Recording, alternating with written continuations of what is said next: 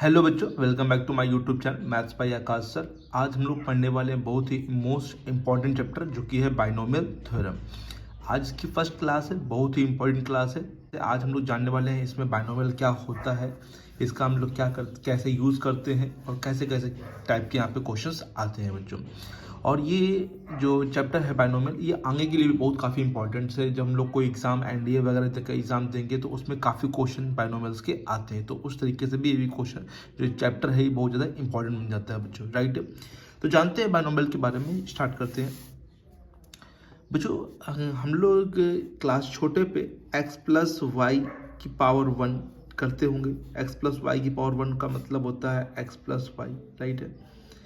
X plus Y का whole square भी करते होंगे। होल स्क्वायर आप लोग को पता होगा कि इसी में 2 बार इंटू करना होता, तो एक्स स्क्वायर प्लस का 2xy प्लस का वाई स्क्वायर, या एक्स प्लस वाई का होल क्यूब भी हम लोगों ने पढ़ा होगा बच्चों, आपको याद होगा। A cube plus B cube plus Y cube है ना, प्लस 3x² वाई और प्लस 3xy स्क्वायर। ये यहाँ पे मैंने इंटू कर दिया, यहाँ पे 3 ये भी ब्रैकेट में a प्लस बी होता है, लेकिन मैंने मल्टीप्लाई करके लिख दिया है बच्चों। लेकिन हम लोग को बस इतने तक ही पढ़ा होगा, या पावर 4 भी हम लोग निकाल सकते हैं मल्टीप्लाई करके बच्चों, लेकिन उससे बड़ी पावर को हम लोग यहाँ पे फाइंड करना थोड़ा मुश्किल हो जाएगा बच्चों यहाँ पे। तो हम लोग बाइनोमियल में यही चीज़ पढ़ने वाले हैं कि इनकी बड़ी पावर आ गई। मान लीजिए 3 है, 3 से बड़ी पावर 4 आ गया, 5 आ गया, 6 आ गया, 7 आ गया, उसको किस प्रकार से एक्सपेंड करेंगे, ठीक है। उसके लिए कौन सा जनरल फॉर्मूला लगेगा, तो उस फॉर्मूले को सबसे पहले न्यूटन जी ने इस्टेब्लिश किया था। देखिए न्यूटन फिजिक्स में तो है ही, मैथ में भी इनका बहुत बड़ा रोल है बच्चों। तो न्यूटन जी ने एक जनरल फॉर्मूला इस्टेब्लिश किया था x प्लस वाई की whole power n, where n जो है, जहाँ पे एन है वो एक पॉजिटिव इंटीजर्स है। क्या बच्चों है? पॉजिटिव इंटीजर्स है, ठीक है। पॉजिटिव इंटीजर है बच्चों यहाँ पे, ओके। एन की जगह यहाँ पे कुछ भी आ सकता है, पॉजिटिव 10, 15, 20, 19, कुछ भी यहाँ पर आ सकता है एन की जगह, राइट है बच्चों। तो where n is a positive integers, n क्या है जो है पॉजिटिव इंटीजर्स है। तो उसी के बारे में हम लोग यहाँ पे जानने वाले हैं। इसका फॉर्मूला क्या होता है, न्यूटन ने इसका फॉर्मूला क्या इस्टेब्लिश किया, और इसकी क्या क्या चीज़ें और भी इसमें यूज़ कर सकते हैं हम लोग, ठीक है। तो सबसे पहले समझेंगे इसका क्या फॉर्मूला होता है जो न्यूटन जी ने बताया था बच्चों। तो x प्लस वाई की होल पावर n की बात की जाए तो इसका फॉर्मूला होता है बच्चों NC0। C आपको पता होगा है ना, कॉम्बिनेशन होता है बच्चों NC0 x की power n plus NC1 x की पावर n-1 इंटू वाई, यहाँ पे आ जाएगा, ओके, प्लस फिर NC2 x की power n-2 into y square plus NC3 x की पावर n-3 है और वाई क्यूब है, plus dash dash dash dash dash, plus last में आएगा NCn, x नहीं आएगा, फिर लास्ट में क्या आएगा बच्चों, y की पावर n। ये बच्चों जनरल फॉर्मूला होता है x प्लस वाई की होल पावर n का बच्चों, राइट है। बहुत ही मोस्ट इंपॉर्टेंट फॉर्मूला है बच्चों, इसको आप समझ लीजिए। हाँ, इसकी कोई प्रूविंग यहाँ पे नहीं है, आप प्रूविंग करना चाहे तो आप पीएमआई से कर सकते हैं, प्रिंसिपल ऑफ मैथमेटिकल इंडक्शन से कर सकते हैं बच्चों, बट यहाँ पे कोई इसकी इंपॉर्टेंस नहीं है। फॉर्मूला आप लोग को ध्यान होना पड़ेगा बच्चों, ठीक है। तो फॉर्मूला ध्यान क्या समझिए बच्चों, पहले तो जो यहाँ पावर से n है तो n सब में कॉमन है, और यहाँ C0, C1, C2, C3 और x, तो पहले x की पावर n है, फिर x धीरे धीरे घटेगा और y की पावर धीरे धीरे क्या हो जाएगी, यहाँ पे इंक्रीज हो जाएगी बच्चों, ठीक है। तो n है तो n तक ही जाएगा, तो NCn होगा बच्चों, राइट है बच्चों। ये चीज़ सब लोग को आ गई यहाँ तक, तो कोई दिक्कत नहीं है बच्चों। यहाँ पर बताइए बच्चों, ये फॉर्मूला आप लोग पहले नोट कर लीजिए। इसी फॉर्मूले से हम लोग ये फॉर्मूला या ये पीछे के फॉर्मूले हम लोग यहाँ पे जितने भी फॉर्मूले सब इसी से ओपन कर सकते हैं बच्चों। चाहे यहाँ कितनी भी बड़ी पावर आ जाए, 5 आ जाए, 6 आ जाए, 7 आ जाए, 8 आ जाए, 9 आ जाए, 10 आ जाए, वो सब यहाँ पे फाइंड कर सकते हैं, राइट है बच्चों। कुछ इंपॉर्टेंट चीज़ें जो कि हम लोग को याद रखनी है। सबसे पहली चीज़ बच्चों, जो टोटल नंबर ऑफ टर्म्स होते हैं बहुत इंपॉर्टेंट है। टोटल नंबर ऑफ टर्म्स,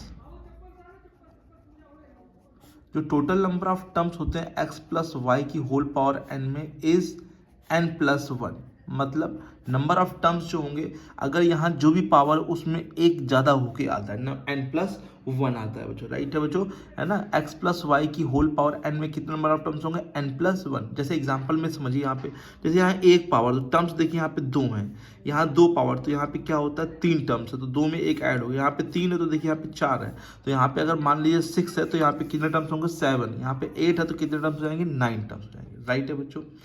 बताइए सभी में ये चीज़ आ गई बच्चों। नेक्स्ट बच्चों है जो सभी टर्म्स हैं, ईच टर्म्स हैं बच्चों,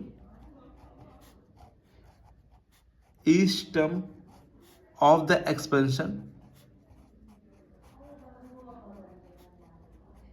each term of the expansion, the sum of,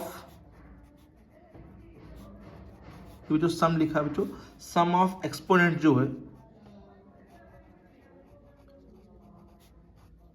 is n। Sum of exponent का मतलब समझिए, जैसे यहाँ पे x लिखा है x की पावर n, तो सिंपल n आ रहा है, यहाँ पे इसकी पावर और इसकी पावर एक्सपोनेंट ही है, इनको ऐड करेंगे तो भी कितना आएगा n आएगा।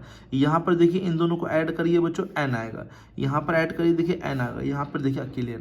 तो जितने भी टर्म्स हैं इसमें एक्सपेंशन में, उन सब की एक्सपोनेंट का जो सम होगा वो कितना होगा बच्चों, n होगा, राइट है बच्चों। ये चीज़ समझ में आ गई सब लोग को कि इनका जो सम होगा वो कितना होगा, यहाँ पे n होगा बच्चों, यहाँ पे, राइट है, कोई दिक्कत तो नहीं।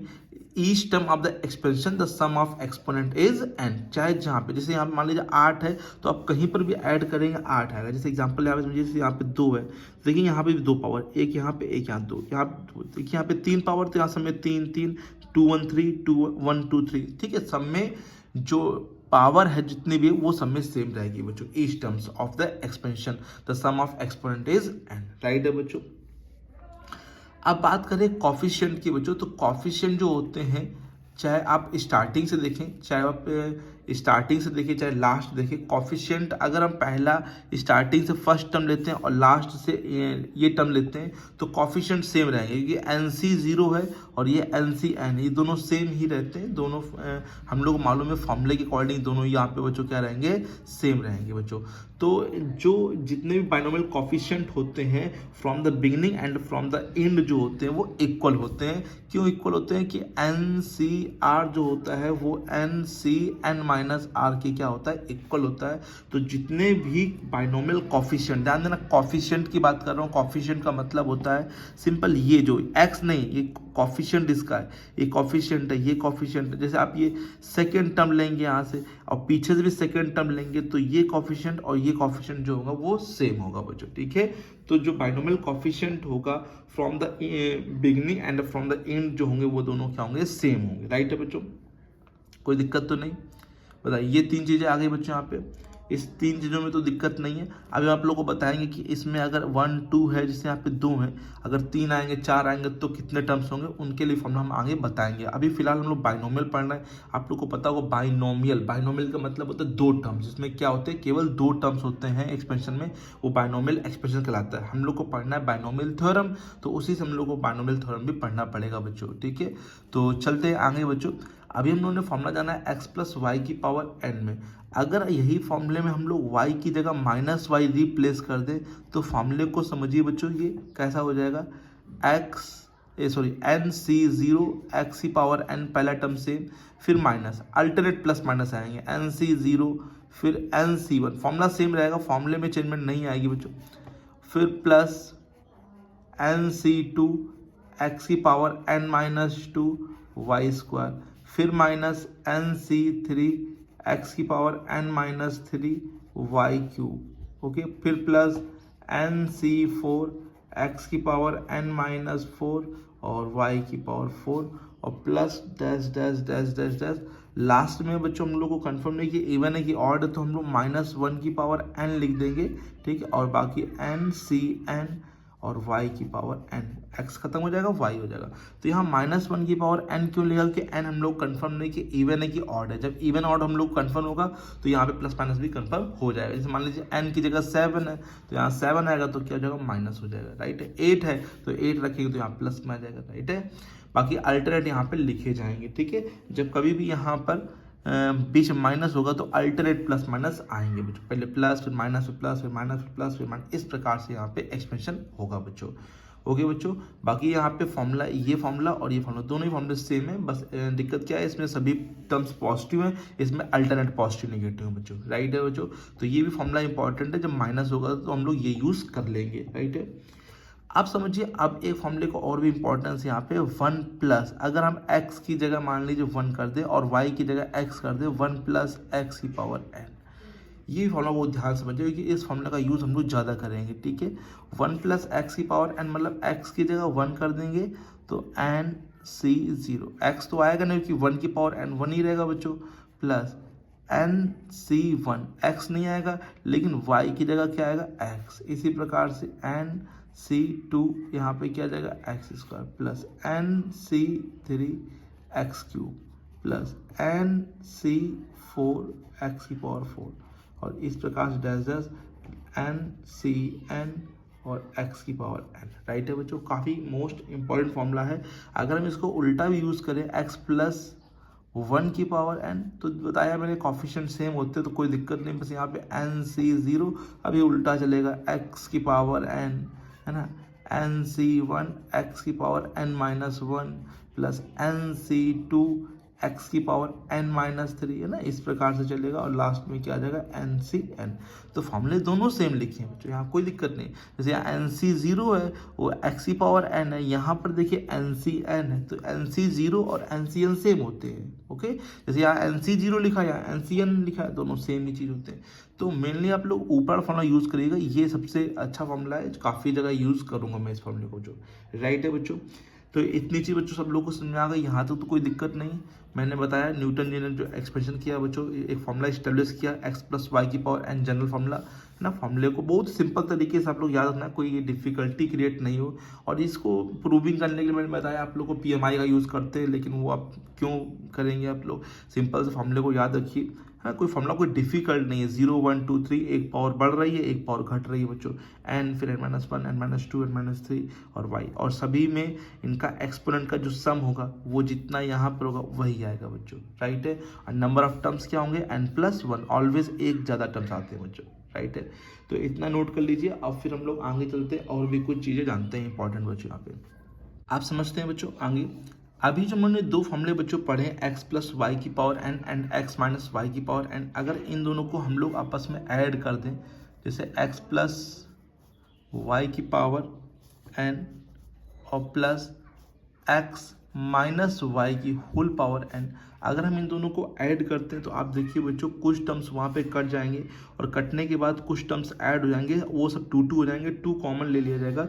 और कौन कौन से टर्म्स यहाँ बचेंगे, जब आप लोग ऐड कर रहे हैं तो इवन टर्म्स बचेंगे। इवन का मतलब एन सी 0 एक्स की पावर n, है ना, plus n C 2 even terms x, n C 2 x की पावर n माइनस 2, सॉरी बच्चों, ठीक है, प्लस यहाँ पे वाई स्क्वायर भी बचेगा, ओके, एन सी 4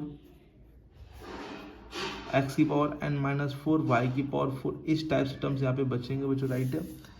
दिखाई पड़ रहा होगा, यहाँ पे कर लेते थोड़ा सा, ठीक है बच्चों।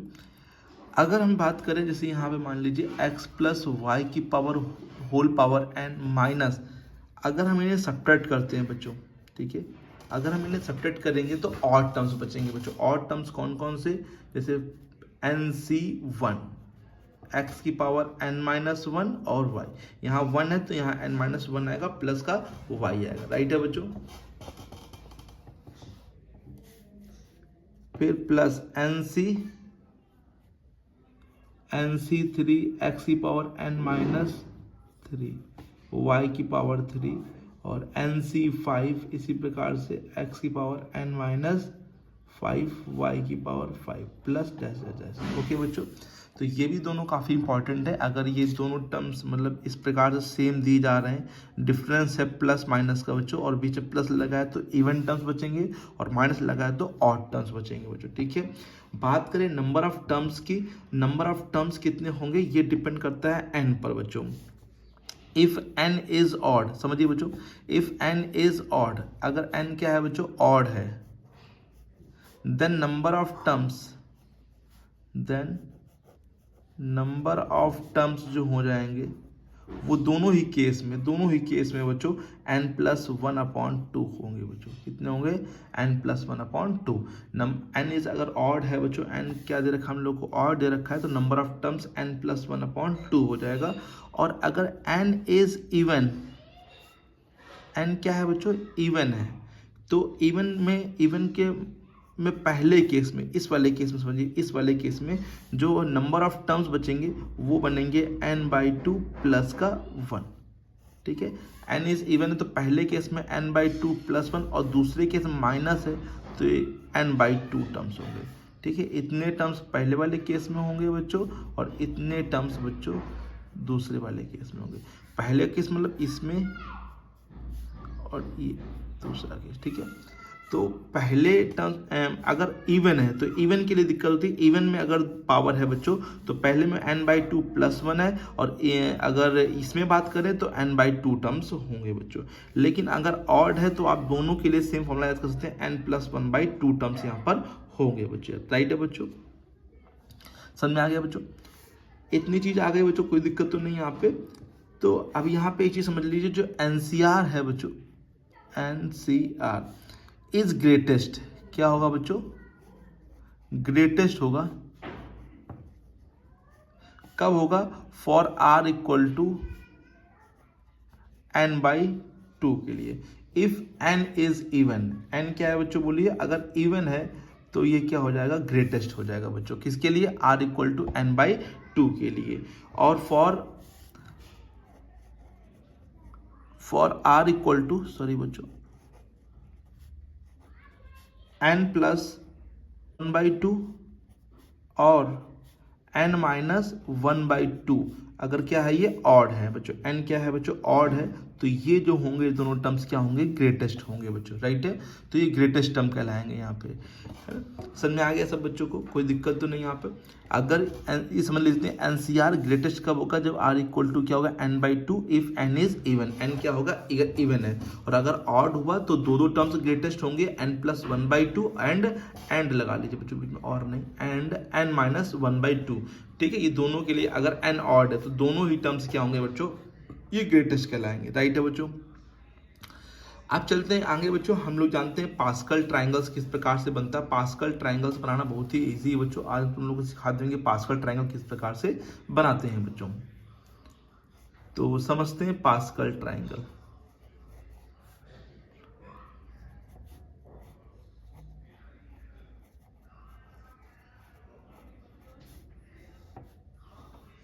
पास्कल ट्रायंगल की बात करें तो पास्कल ट्रायंगल बनाना बहुत ही इजी है। पास्कल ट्रायंगल के बनाने का क्या प्रॉफिट हम लोग को होगा वो भी हम लोग यहाँ पर जानेंगे बच्चों। लेकिन सबसे पहले जानते हैं पास्कल एक हम लोग मैथमेटिशियन थे जिन्होंने ये पास्कल ट्रायंगल बनाया था, जिससे कि हम लोग किसी भी एक्सपेंशन को बहुत ही इजी तरीके से, बहुत ही आसानी से बच्चों लिख सकते हैं बच्चों। ठीक है, बिना NC0, बिना उसका यूज़ करे हुए, जैसे हम लोग NC0 लगाते हैं, NC1, NC2 है ना, ये लगाते हैं। बट पास्कल ने बताया था कि इसको हम लोग इजी तरीके से भी कर सकते हैं।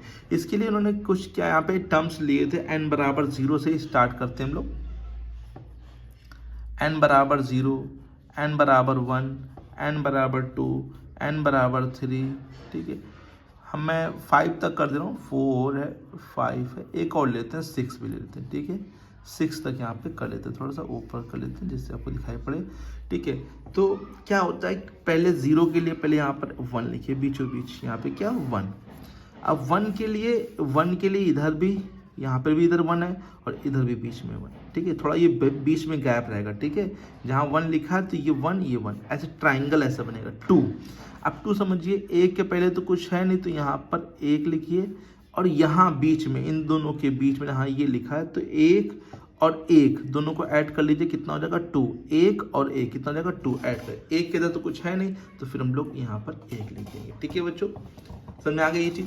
3 के लिए समझिए, 1 के इधर तो कुछ है नहीं तो यहाँ पर आप लोग क्या लिखेंगे 1। 1 और 2 ऐड करिए तो कितना हो जाएगा 3। 2 और 1 ऐड करिए 3, और 1 के इधर कुछ नहीं तो फिर 1।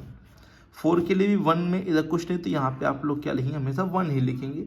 1 3 देखिए ऐड करिए, 1 और 3 4, 3 और 3 6, 3 और 1 4, और 1 का 1। राइट है बच्चों।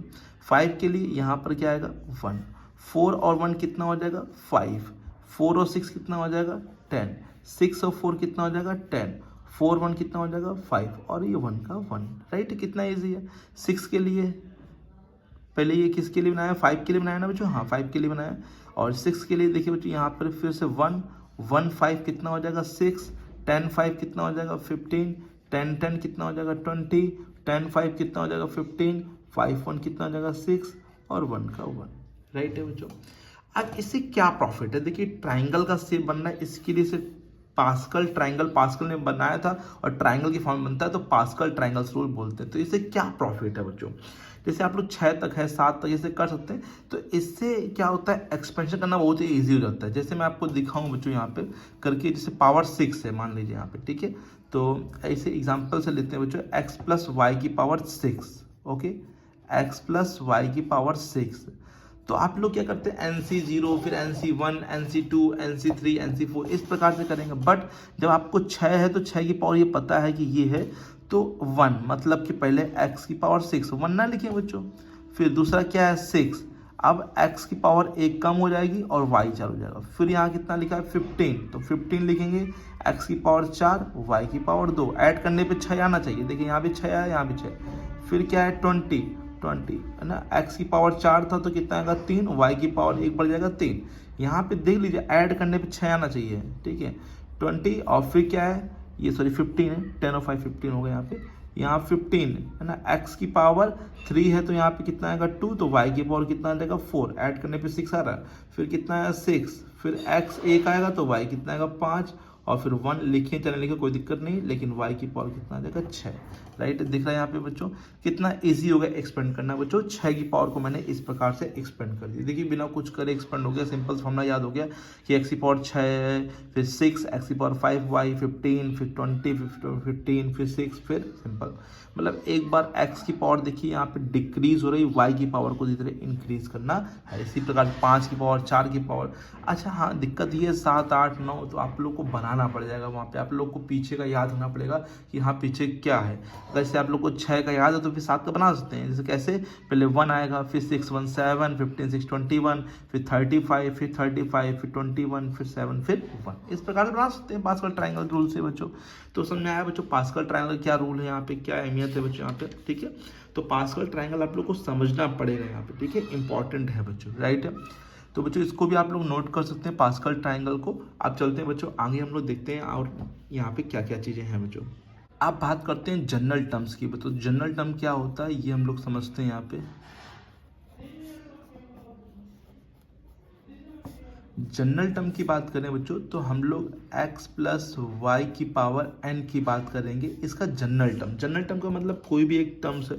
तो जनरल टर्म्स के लिए आप लोग यहाँ पे टी आर प्लस 1 यूज़ करेंगे, r प्लस 1 मतलब जो टर्म्स आपको फाइंड करना है। फॉर्मूला यहाँ पे सिंपल होगा एन सी आर, एक्स की पावर यहाँ एन आर आया तो एन माइनस आर और y की पावर यहाँ पे r, जो भी यहाँ होगा वही यहाँ पे x की पावर में होगा सब्ट्रैक्शन में। ये जनरल टर्म होता है बच्चों, किसका बच्चों, इसका।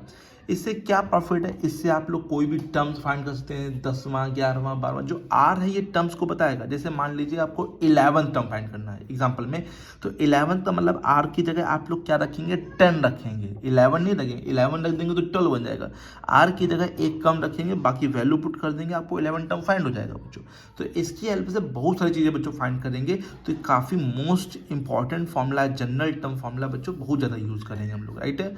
और अगर माइनस में आ गया x माइनस वाई की होल पावर n आ गया तो आप लोग इसमें फॉर्मूला तो सेम लगाएगा, बस -1 की पावर n और लगा दीजिए बच्चों, बाकी n सी आर एक्स की power n minus r y की पावर आर, राइट है बच्चों। ये हो गया जनरल टर्म। अगर यही 1 प्लस एक्स की पावर n में आ जाएगा बच्चों तो आप जनरल टर्म तो बहुत ही सिंपल लगा सकते हैं बच्चों यहाँ पे, तो n सी आर एक्स लिखा नहीं जाएगा और y की जगह x आ जाएगा तो x की पावर r। तो ये तीनों ही जनरल टर्म बहुत ही काफ़ी इंपॉर्टेंट है, ये बहुत ज़्यादा यूज़ करेंगे बच्चों, राइट है बच्चों। तो इतना आप लोग समझ गए बच्चों। तो आप ये भी समझ लीजिए कितने नंबर ऑफ टर्म्स होंगे अगर कोई बड़ी पावर आ गई, जैसे x प्लस वाई की पावर n आया, तो मैंने अभी आप लोग को बताया कि क्या करते हैं, नंबर ऑफ टर्म्स जो होते हैं n प्लस 1 लिख देते हैं, नंबर ऑफ टर्म्स यहाँ पे ब्रैकेट में लिख दिया नंबर ऑफ टर्म्स, कितने होते हैं बच्चों, n+1। या फिर आप इसको फॉर्मूले से भी कर सकते हैं, जैसे यहाँ पे कितने टर्म्स हैं बच्चों, 1 2, तो 2 में से 1 कम कर लीजिए तो n+1 और c1, ठीक है। एक मतलब यहाँ पे 2 हैं, 1 2, तो 1 कम कर लीजिए तो n+1, ठीक है। जैसे मान लीजिए x + y + z की होल पावर n, तब कितने नंबर ऑफ टर्म्स होंगे, कितने हैं, 3 है, तो 1 कम करिए 2, ठीक है बच्चों।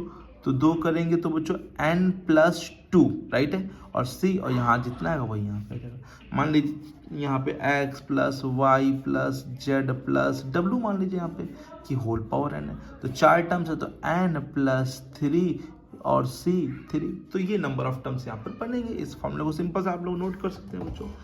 तो बच्चों आज की क्लास यहीं तक रखते हैं, ठीक है। इतना आप लोग तैयार कर लीजिए। नेक्स्ट क्लास में हम आपको बताएंगे किस प्रकार से आप कोई भी टर्म्स फ्रॉम द लास्ट से फाइंड कर सकते हैं, या कोई भी इंडिपेंडेंट टर्म्स किस प्रकार से फाइंड कर सकते हैं, और बहुत सारे क्वेश्चन भी आप लोग को इसके लगवाने वाले हैं, है ना। वीडियो अगर पसंद आए तो लाइक जरूर करिएगा और चैनल को सब्सक्राइब जरूर करिए बच्चों, ठीक है। तब तक के लिए keep learning and thank you so much.